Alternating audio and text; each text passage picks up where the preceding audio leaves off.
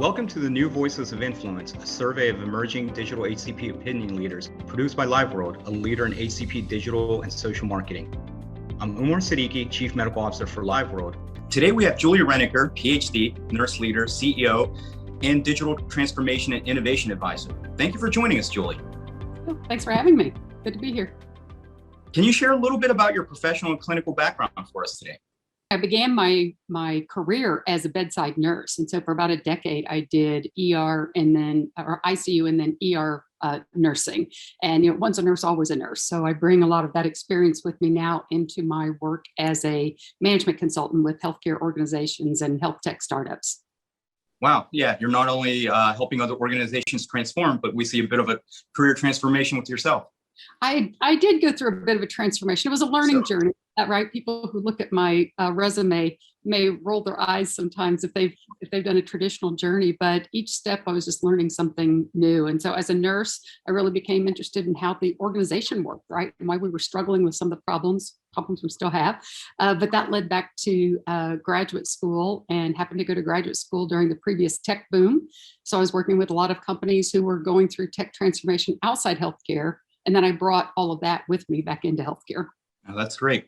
So what kind of digital presence do you have, and what social media do you engage in on a regular basis? A website, of course, right? Yeah, you don't exist, right, if you don't have a website. And so that's there. And I do some blogging on my site. But in social media is really where the engagement happens, right? The website is more like wallpaper or brochure. And I'm most active in LinkedIn, but I also have accounts in Facebook, Twitter, and Instagram. What digital healthcare trends and conversations are of interest to you that you see in the virtual space? There's so much going on, right? It's hard to narrow, but I think the two that have my attention right now, and maybe if we had this conversation a week from now, right, I would be, something else would really come to my attention. But right now, and possibly because I have a client in that space, I'm really interested in the hospital at home idea, which has been around for a while. We've played with it. There've been a lot of reservations, but of course the pandemic, where we ran up against the limits of healthcare facility capacity, pushed that. And I think now we've really started to see, what's possible. And like I said, I have a client in that space that's made me aware of just how much innovation is going on there. And the other thing that is really interesting from so many different points of view, but is the increased use of consumer or patient-generated data, right? From our Apple Watches and Fitbits and all the apps that are coming, where you can do your own sleep study and your own EKG and all those kinds of things. And I think how that gets integrated into the overall care delivery process is it's just going to continue to evolve, right? Because those devices are proliferating, and we have a generation that won't take no for an answer on that. Yeah, it almost seems like one thing builds off the other with virtual remote healthcare in the home setting, and then also with patient-generated health data with these wearables and all these lockdown devices that we see almost every day, something new coming out. Right. I think it's going to be harder and harder, right? There used to be concerns about reliability, right? Like we couldn't control how the data was collected and that type of thing. But now that we've had experience with it, right? We can't claim that in the same way, right? Or there are different ways we now know there are ways to validate, we can get around that. And then of course, AI, right? That's starting to weave all of this together. So it's hard to think about anything going on in healthcare without also thinking healthcare technology, without also thinking about AI. Absolutely. And then it seems like in this current climate, there's so many changes and challenges coming across different aspects of healthcare. What can you share with regards to the state of nursing and nurses in general, based on your background in nurse leadership? Oh, just hearing the word nurse always makes me kind of, right now, just take a deep breath. And I just, feel for the challenges they're experiencing right now.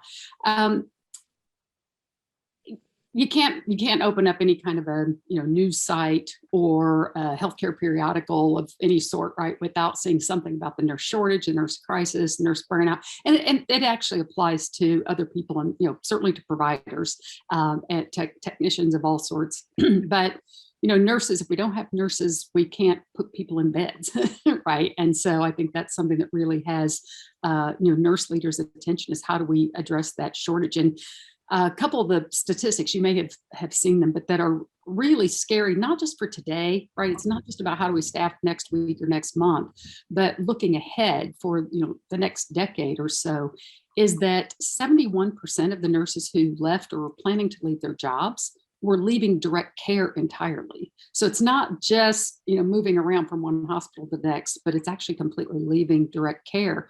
And a significant portion of those, I think it's like, these are data mostly from McKinsey, but in the 30 to 40% range have less than 10 years experience. So it's this younger, we're losing a chunk, right, of this whole younger cohort. At the same time, we have another cohort that's starting to retire, that's aging out. So in terms of state of nursing, there are all sorts of things going on with burnout, but certainly from a leader perspective, how we address those is critical, because this, staffing shortage is something that, we have to address to stay in business, to keep delivering care. Do you think there are any tactics or approaches for improving the professional experience of nurses? Well, certainly we have to start by taking seriously, right, this burnout that they are experiencing, and take seriously the importance of well-being. And so, and there are some hospitals that are doing really great at this. I was doing some work at a hospital in Indiana, and their nurses were required to take their lunch break. Right. And certainly from my day, where we ate the graham crackers out of the patient cupboard, right, and orange juice on the unit, because we never get to have lunch. I was just like, I can't believe this. They get lunch break.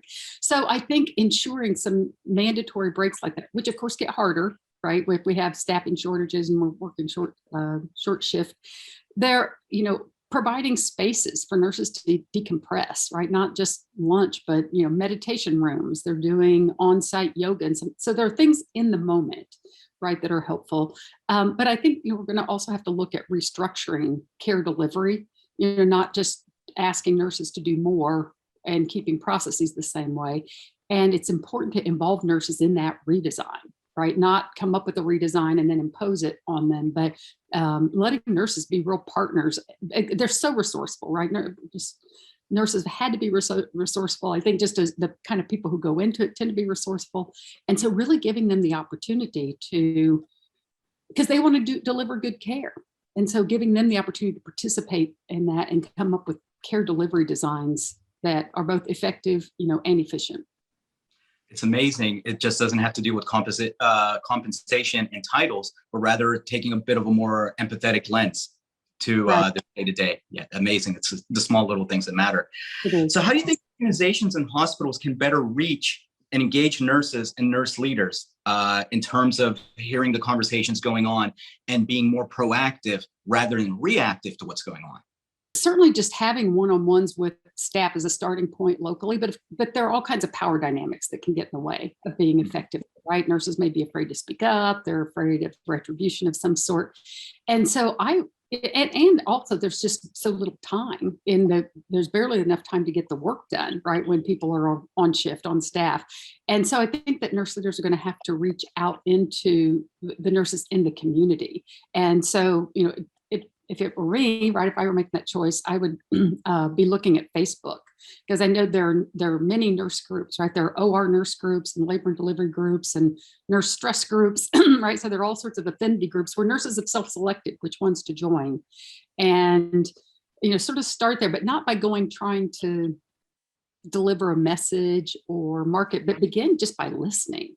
Because I think those are places where nurses feel safe and that they can talk about what's really going on. And so I think there's a lot of listening to be done there first.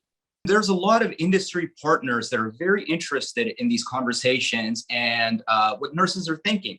So what kind of ideas and methods could be employed better to reach such a market and to market to such an audience as nurses? Lots of people didn't read to begin with, right? And now it's busy and we're inundated by information. I think certainly videos, podcasts, right? Like what we're doing now, anything that they can listen. You can watch a video when you're in the elevator riding down to the cafeteria for that, mandatory lunch break, right, that we hope nurses will be getting.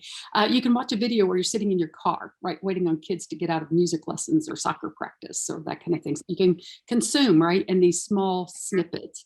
And so I think, and also it's important that the messages not be about the organization, right? It's important that it be about nurses, you know, that we hear you, this is what we're doing to help, you know, here's information, here's education, that really address nurses' needs. So again, it probably begins with some listening to make sure that the messaging is on target, and then going to those places with consumable forms of, you know, of content. Yeah, it sounds like the role and responsibility of a nurse is so dynamic, and its ability to recognize and appreciate that to better fit your message and curate that content for them. So that's great. Right. So finally, what's next for you?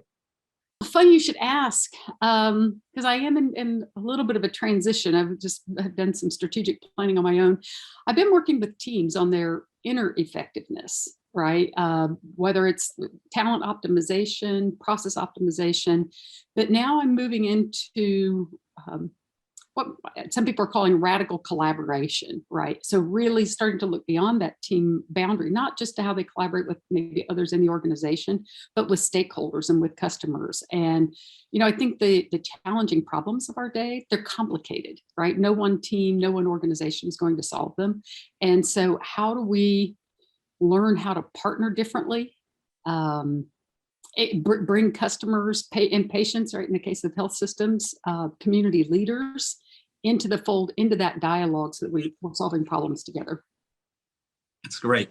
Well, I'll tell you what, Julie, this was absolutely awesome to have you here today. Thank you so much for sharing a little bit of your insights and your background for our audience. How could we reach out to you and follow you? The best way is probably on LinkedIn, just because I'm on there at least once a day, usually many times a day. So just search my name, Julie, Rennecker, Rennecker. And I think Dr. Julie Rennecker is how it's on there. And so just search on me, right? My profile will come up. My company is Syzygy Teams. It's SYZYGYTEAMS.com. And so they can also go to my website. Thank you so much. And once again, to our audience, thank you for joining us for our latest series, Voices of Influence here at LiveWorld. Thank you.